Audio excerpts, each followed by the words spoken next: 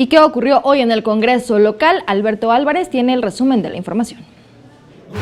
En la sesión de este miércoles en el Congreso local, los diputados de todos los grupos parlamentarios votaron en favor de la ampliación de plazos para la entrega de leyes secundarias. Los legisladores señalaron que se trata de tomar más tiempo para no legislar al vapor, aunque se reprocharon el desorden en comisiones. Ha habido inestabilidad en los procesos de organización de las comisiones. Llevamos 6 meses cambiando comisiones mes por mes. Ha habido rezago legislativo en las comisiones.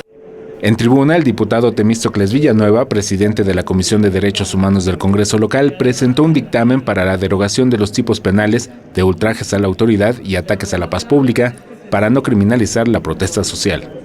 Es deber moral de esta primera legislatura del Congreso de la Ciudad de México cumplir con las recomendaciones que lamentablemente fue omitida por nuestros predecesores. Tenemos el mandato apremiante de derogar los artículos 287 y 362 del Código Penal para el Distrito Federal.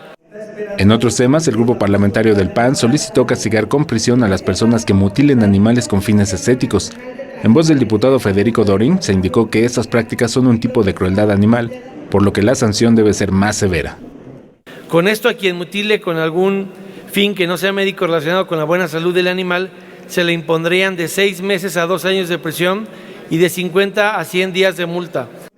En el marco de esta sesión ordinaria se recordó como efeméride el centenario luctuoso del general Emiliano Zapata y su legado histórico. Con imágenes de Javier Martínez, Alberto Álvarez Santana, 21 Noticias.